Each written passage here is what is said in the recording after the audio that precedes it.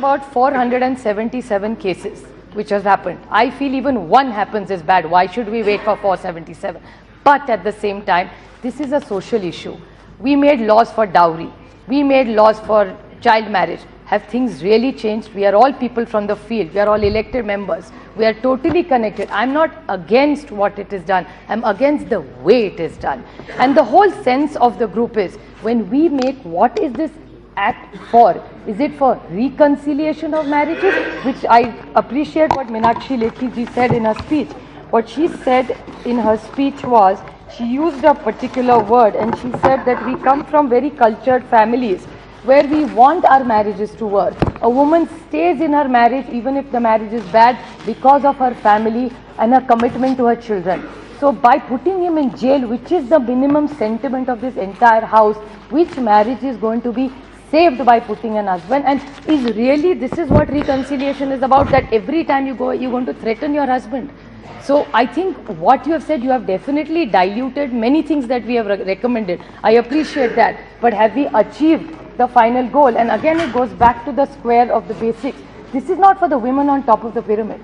This is the women at the bottom of the pyramid. This issue is not about Sushmita, me, Meenakshi or Smriti ji. We know what our rights are. This is not law made for us. It's for women who are at the bottom of the pyramid who are unaware of their rights. So why don't we work harder than putting the husband in jail, explaining to women, you really want to empower women?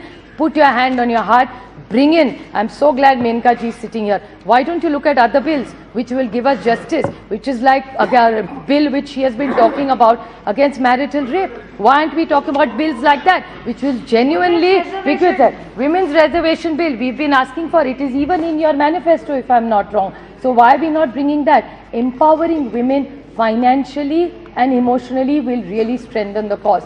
I'm not against it. Triple talaq must instantly stop. I don't think anybody, whether you're sitting on this side or that side, disagrees with you. The only thing we disagree with is if you are looking at institution of marriage, if you're talking about stakeholders. Naqvi talked about stakeholders. I want to tell you a small little story that I went through. When I was coming back from my constituency day before yesterday, Smriti ji is a Bombay girl. She knows about this place. While coming back through the expressway, you pass through Crawford Market. I was looking at the hijab shops there and I thought to myself, I'm going to speak on triple talaq for the second time. Should I really ask these women what is their view?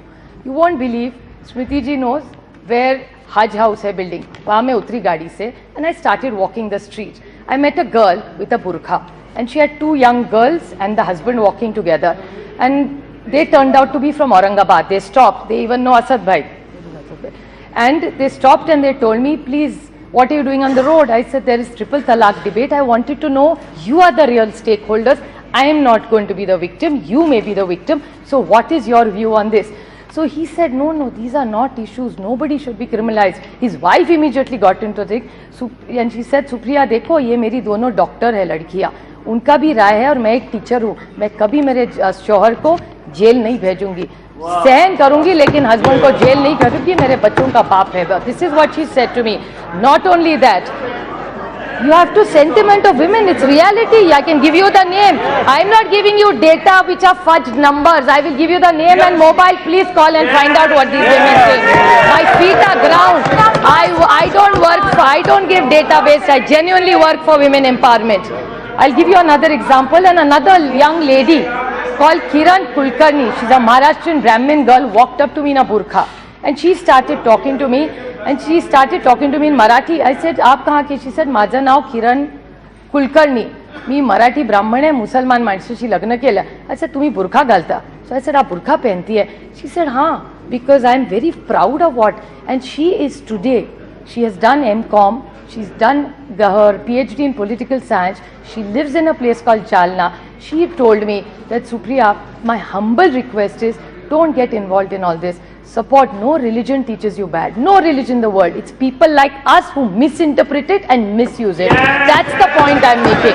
So why are we getting into these issues? That's exactly what she said to me.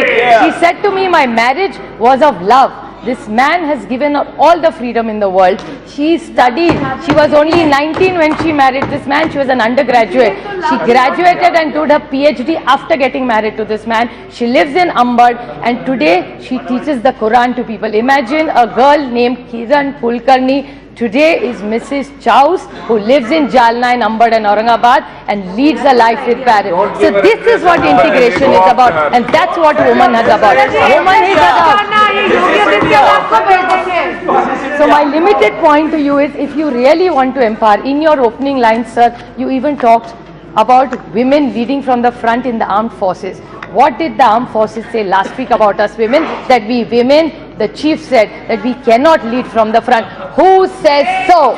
If the Prime Minister of this country can be a woman, if a President of India, a Defence Minister can be a woman, why cannot a woman lead, tell me, a platoon and win the war for this country? So please do not underestimate the power of a woman. A woman is very powerful, but at the same time, when a woman cries, you say one small thing to her, she will immediately cry. But when there's a crisis in her life, that same woman stands up. Even if she's a widow or a single woman, she will stand up and deliver towards her family. So I urge to you, sir, that this time is not about being hostile. If you really wanted to bring in this, you should have brought in by consensus. And what heavens are going to fall once you go to Rajya Sabha? Rajya Sabha is anyway not functioning. At least I'm glad we are in Lok Sabha, we are working every day. Rajya Sabha every day shuts at 11:15. So once this goes from here to Rajya Sabha in the next 7 days, what is going to change? Why are we not looking at, and if you're worried about women so much, why are we not looking about women who are deserted? And today, what difference is it going to make? And many women are not only Hindu, Muslim, Jain, Christian. Women's issues, if this government is Beti Padhao, Beti Bachao, we are happy about it, then make sure our education cess increases for women. Women rights have been told. Women are financially and emotionally given empowerment. That is going to be the changing the picture. And if you give us reservation, my state was the first state to give reservation to women in power. So why don't you do that? Instead of discussing triple talaq, let's finish this debate and get into women's reservation bill. This whole house wholeheartedly will stand by you, and we can pass it, and in the next election we can do that. So I urge the Honorable Minister and the government to rethink it. All everybody is saying is, the worry is, if she gets triple talaq or with this hostile environment, where is he going to pay all these things? These are very critical issues. And nobody is asking for select committee for events. Everybody is agreed. Take 2 weeks. In the budget session, 5 days, we will first address this issue and then we can talk about the budget.